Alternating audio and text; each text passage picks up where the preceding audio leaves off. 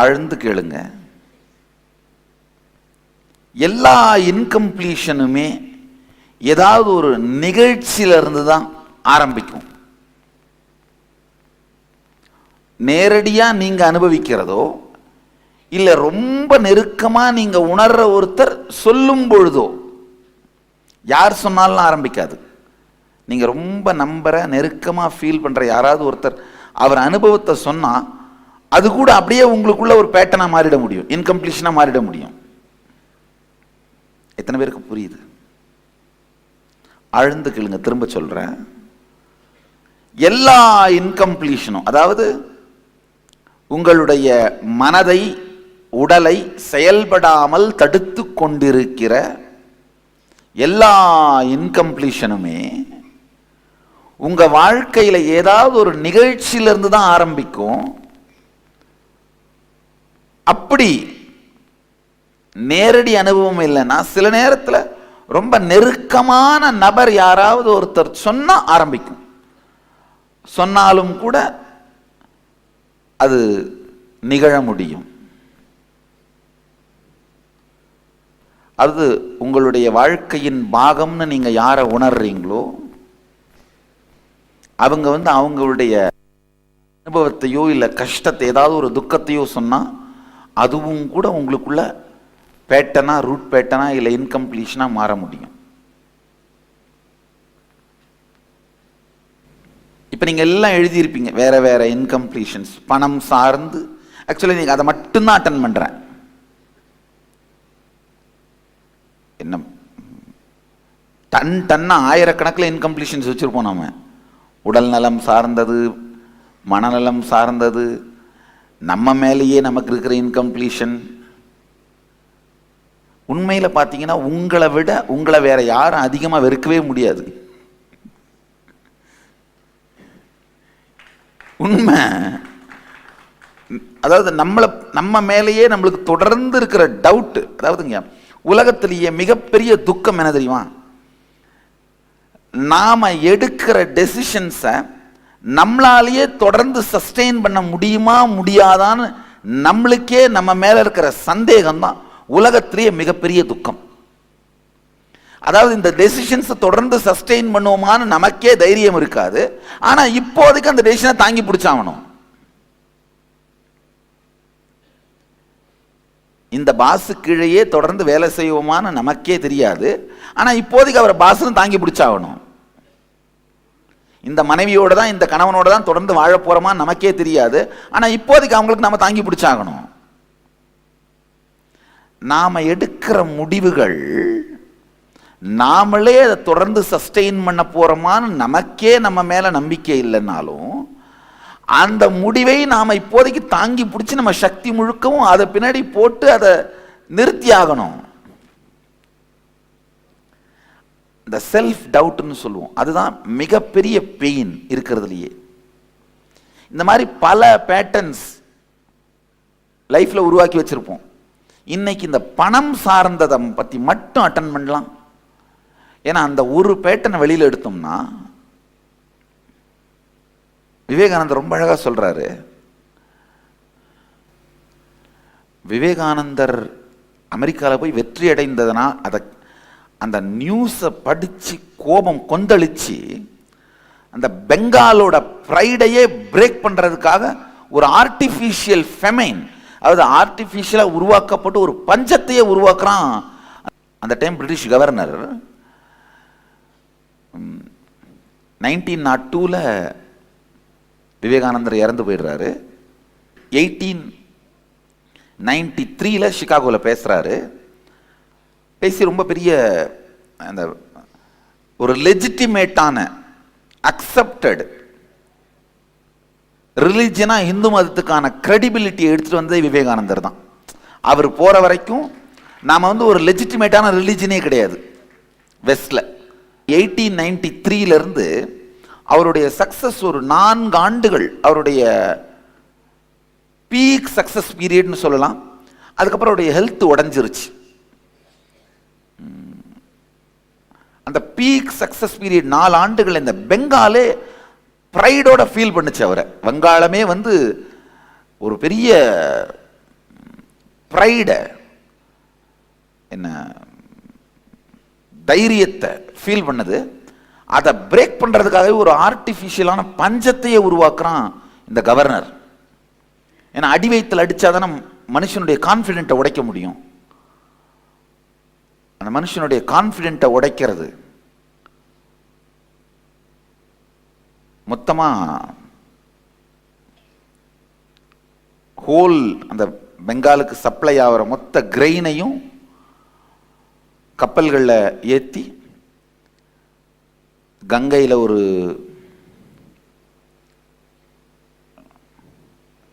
5 kilometre தள்ளி கடலில் கொட்டுறான். ஆனால் அவனுக்கு முட்டாள்தனமான ஒரு முடிவு, கங்கை 8 கிலோமீட்டருக்கு கடலுக்குள்ள இருந்து திரும்ப வரும்.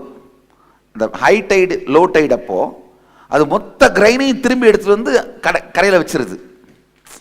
அந்த ஹை டைடு லோ டைடு அப்போ ஆனால் திரும்ப செலவு பண்ணி திரும்ப எடுத்துட்டு போய் 20 கிலோமீட்டர் தாண்டி எடுத்துட்டு போய் கொட்டுறான் கடலுக்குள்ள. ஏதாவது இந்த பஞ்சத்தை உருவாக்குறதுக்காக, கிரெயின் சப்ளையை நிறுத்துறதுக்காக.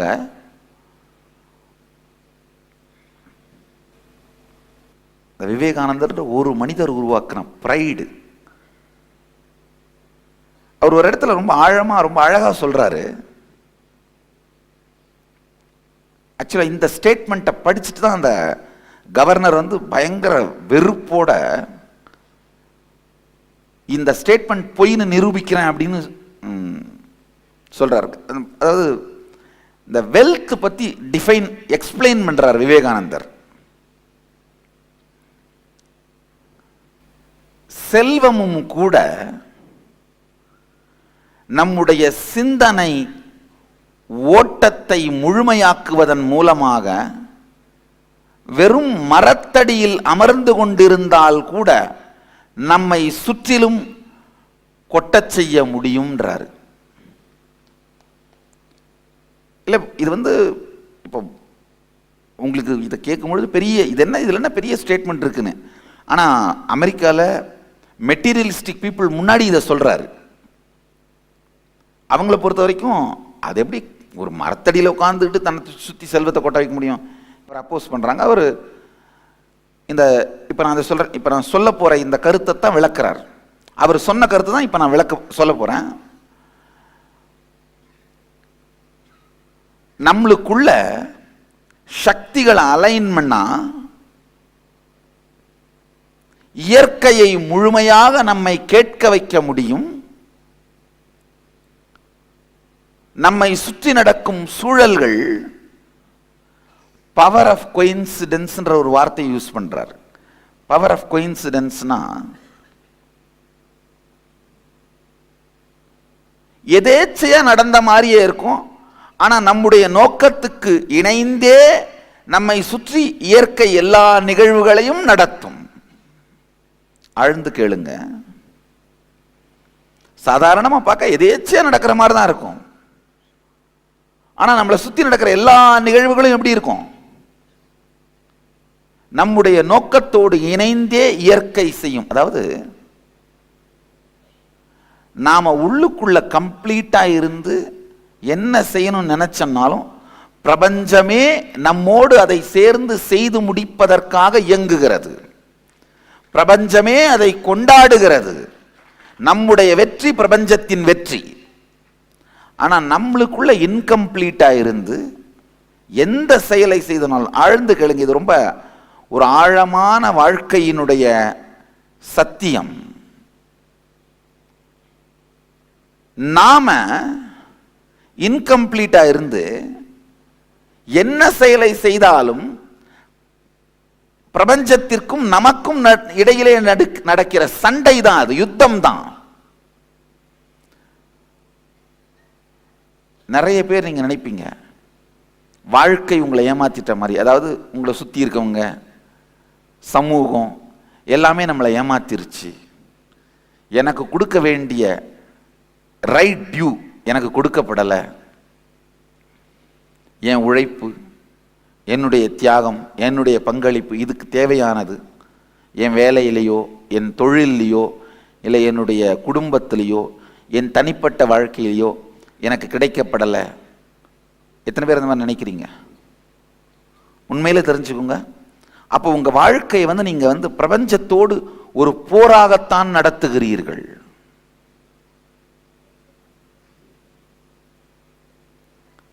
உங்களுக்குள்ள இன்கம்ப்ளீஷன் இருக்கிற வரைக்கும் அது போர் தான். உங்களுக்குள்ள கம்ப்ளீஷன் இருந்தாங்கய்யா, உங்களுக்குள்ள கம்ப்ளீஷனோட இருந்தீங்கன்னா எவனாலையும் உங்களை அசைக்க முடியாதுங்கய்யா. உண்மையிலேயே சொல்றேன், அனுபவத்திலிருந்து சொல்றேன்.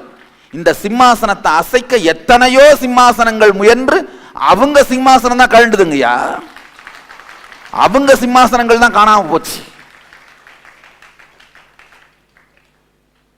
நான் ஒரு தரம் மீட்டிங்லேயே சொன்னேன், இந்த மீடியாலேயே சொன்னேன், ப்ரெஸ் மீட்லேயே சொன்னேன், என்னையா ரொம்ப பெரிய ரவுடி கும்பல்னு ஊரெல்லாம் பேசிக்குது, என் மூஞ்சில் இருக்கிற ஸ்மைல் அழிக்க முடியல இவங்களால. பொல்லாதவங்கப்பா, அவங்க கிட்ட சண்டை வேணாம்பான்னு ஊரெல்லாம் சொல்லுது, பெரிய ரவுடின்னு சொல்லிக்கிறாங்க.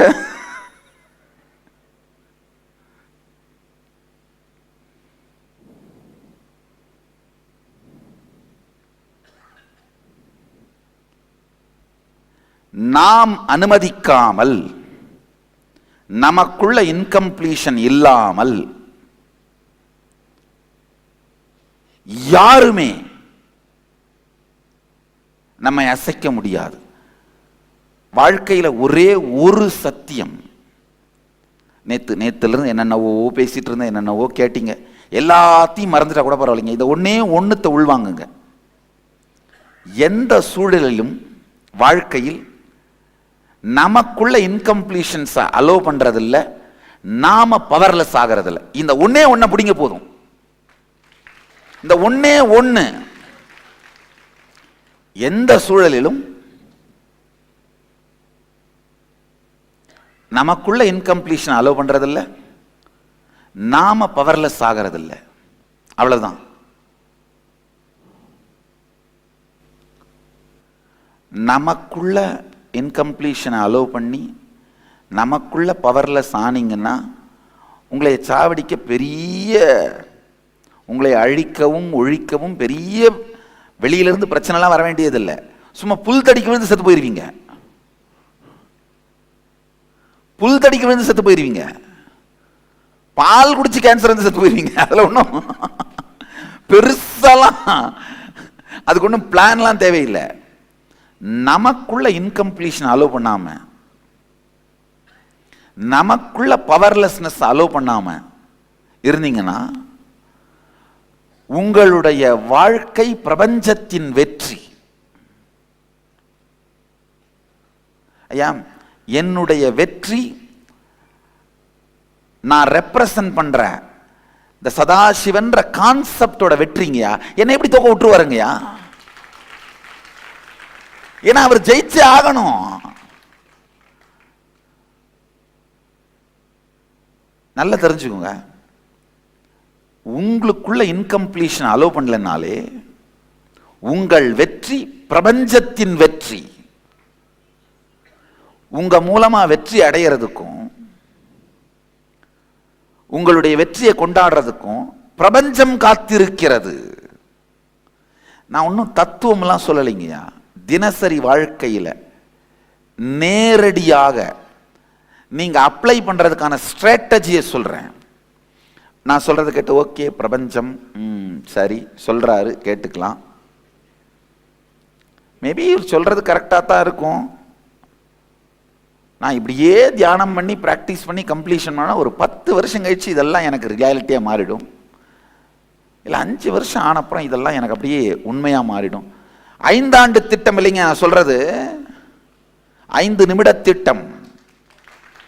இன்று, அதாவது இந்த அடிப்படையான சத்தியங்கள் நீங்க அந்த சத்தியத்தை நோக்கி டியூன் ஆகாத போது ரியாலிட்டியா தான் இருக்குங்க. ஜஸ்ட் அதை நோக்கி அலைன் பண்ணிக்கிறது, அவ்வளவுதான். இந்த ஒரே ஒரு விஷயத்தை எடுத்தீங்கன்னா உங்களுடைய தாட் கரண்ட்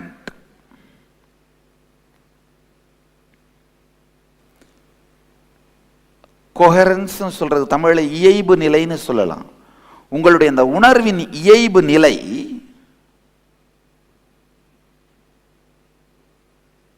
உங்களுடைய பிரெயின் கொஹரன்ஸும் மூளையினுடைய இயைபு நிலை, நீங்க அந்த இயங்குகின்ற இயைபு நிலை உங்களை சுத்தி இருக்கிற எல்லா விஷயத்தையும்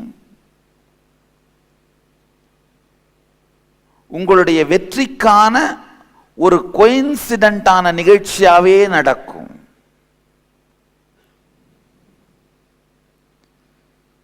நீங்க சாதாரண லைஃப்ல ஃபீல் பண்ணும்போது சொல்லுவீங்க, சில நாள் இன்னைக்கு நாள் ரொம்ப நல்லா இருந்ததுப்பா, போனதெல்லாம் ஜெயிச்சிருச்சு, தொட்டதெல்லாம் உருப்பிட்டுருச்சு. சில நேரத்தில் சொல்லுவீங்க, ஒரு 4 நாளா நேரமே சரியில்லை, எதை பார்த்தாலும் சண்டையா இருக்கு, எதை பார்த்தாலும் பிரச்சனையா இருக்கு, எதை பார்த்தாலும் தொந்தரவா இருக்கு. வேற ஒண்ணுமே இல்லைங்கயா, நீங்க காலையிலேயே எதையாவது ஒரு கண்ட ஜோசியர் எழுதி போட்டு இந்த ராசி பலன்ல நஷ்டம் அப்படின்னு படிச்சிட்டீங்கன்னா அப்புறம் என்னதான் போச்சு. இல்ல உண்மை, அதையே மனசுக்குள்ள அரைச்சுக்கிட்டே என்ன பண்ணுவீங்க, ஆக்சுவலாவே லாபம் வந்திருந்தா கூட மனசுக்குள்ள என்ன ரெக்கார்ட் பண்ணிப்பீங்க, 5 லட்சமா வந்திருக்க வேண்டியது 4.25 லட்சமா வந்துருச்சு.